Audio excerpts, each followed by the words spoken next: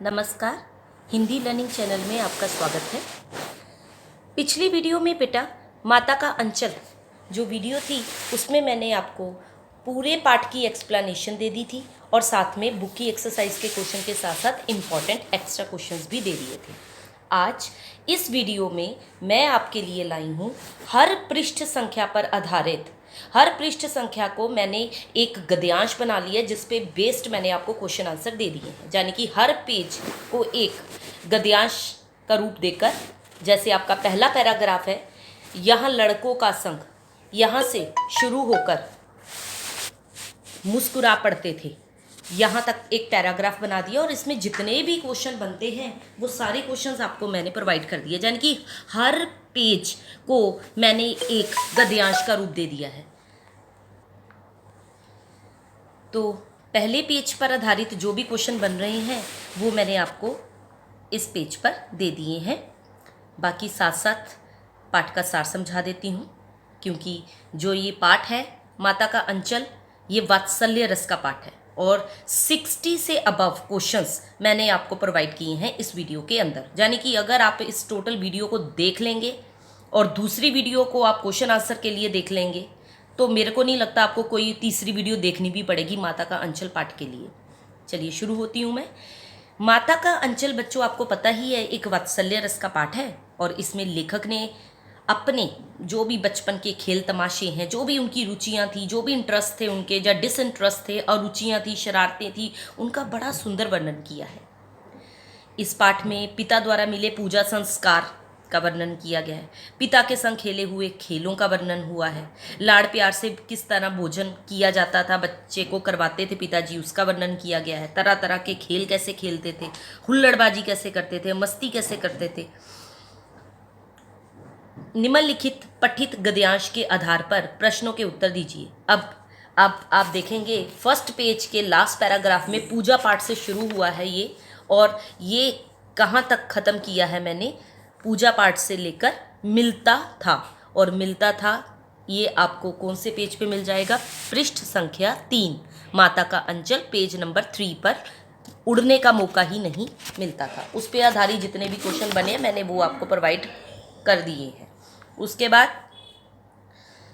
लेखक तो आपको पता ही था, अभी बच्चा ही था तो अपने पिता के साथ सुबह जल्दी उठता था, नहा धोकर पूजा करने बैठ जाया करता था, पिता के साथ सोता भी था, इसलिए पिता उसे नहलाकर पूजा में बिठा देते थे। लेखक जिद करके अपने चौड़े माथे पर त्रिपुंड लगवाया करता था, आपको बताया भी है मैंने त्रिपुंड होता क्या है। लंबी लंबी जटाओं के कारण वह बमबोला प्रतीत होता था, पिताजी उसे बड़े प्यार से भोलानाथ कहकर पुकारते थे। लेखक अपने पिता को बाबूजी और माँ को मैया कहा करता था। जब बाबूजी रामायण पाठ करते थे तो लेखक उनकी बगल में बैठकर शीशे में अपना मुंह देखा करता था।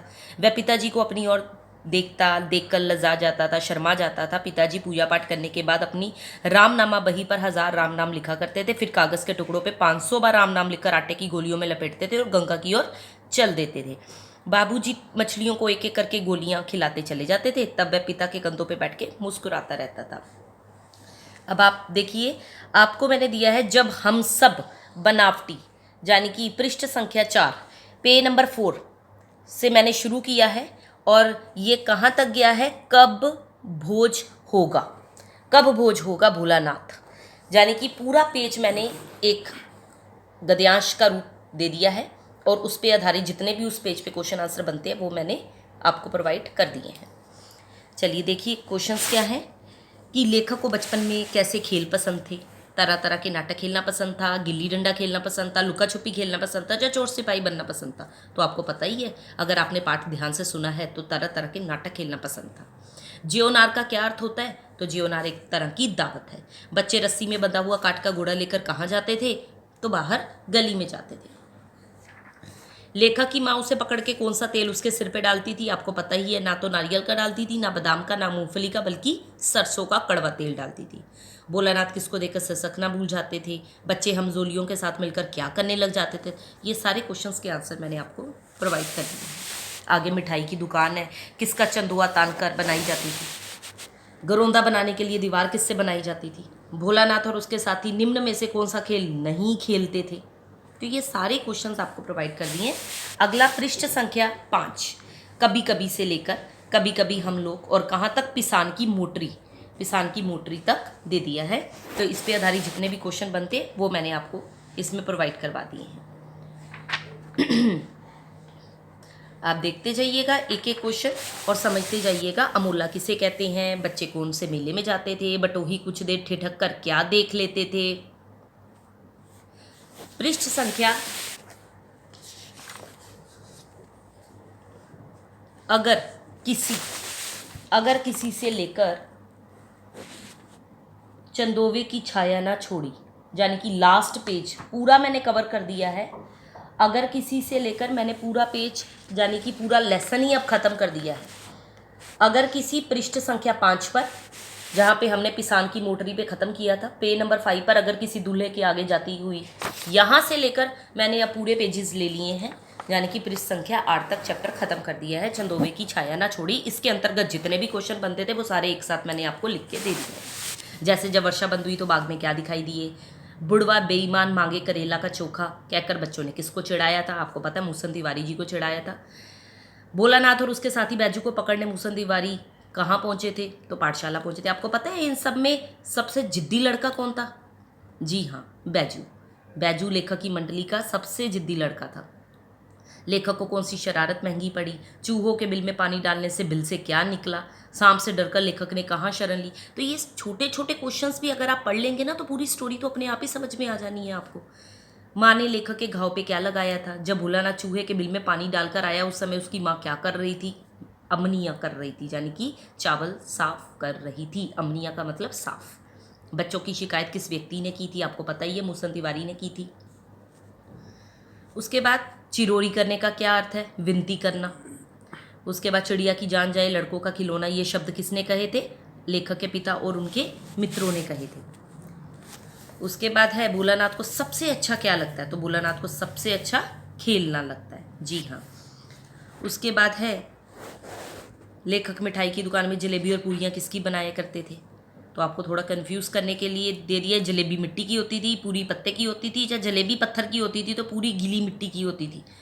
तो जलेबी और पूरी दोनों मिट्टी की होती थी, तो आपका first option is the right answer कि जलेबी मिट्टी की और पूरी पत्ते की। आगे गणेश जी की चूहों की रक्षा के लिए कौन बाहर आया था, तो शिव जी का सांप बाहर आया था। दो लड़के बैल बनकर क्या खींचते थे, मोट खींचते थे। भोलानाथ और उसके साथी मूसलाधार बारिश में पेड़ की जड़ से किस प्रकार चिपक जाते थे, तो जैसे कुत्ते के कान में अठई चिपक जाती है, यानी कि कीड़े चिपक जाते हैं। चलिए आगे देखें।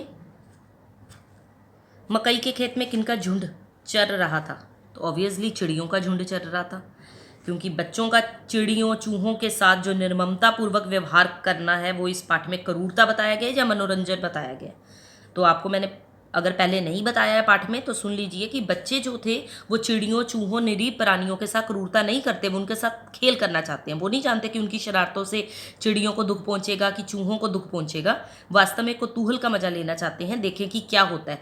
और यदि इनकी शरारतें हिंसा भाव से होती तो गलत होती, परंतु वे शुद्ध खेल होती हैं, इसलिए उन्हें समझाया जा सकता है किंतु क्रूर नहीं कहा जा सकता। ये संकेत बिंदुओं के आधार पे कुछ इंपॉर्टेंट क्वेश्चन दे दिए, 3 क्वेश्चन है कि संकेत बिंदु अगर मैं आपको दे दूं प्रेम और शांति के चंदोवे की छाया, लेखक ने मांग के अंचल को क्या कहा है, तो आप इसको आधार बनाकर अपने पॉइंट्स लिख सकते हैं, इस क्वेश्चन को इलेबोरेट कर सकते हैं। इस उपन्यास में ग्रामीण संस्कृति को किस प्रकार उभारा, तो ये संकेत बिंदु 3 दे दिए, इसके आधार पर आप अपना आंसर लिख सकते हैं। बच्चे माता पिता के प्रति अपना प्रेम किस प्रकार अभिव्यक्त करते हैं, तो ये भी मैंने संकेत बिंदु दे दिए हैं। तो इस तरह जो माता का अंचल है उसमें जिस विद्यालय का वर्णन है वहाँ अध्यापक बच्चों की पिटाई करके उन्हें अनुशासन में रखते थे। आज के विद्यालयों में बच्चों को पीटना मना है, आजकल उन्हें समझा बुझाकर अनुशासन में रखा जाता है। ये तरीका पुराने तरीके से ज़्यादा अच्छा है। तो ये था हमारा माता का अंचल पाठ। तो मुझे लगता है कि इस वीडियो में मैंने सारे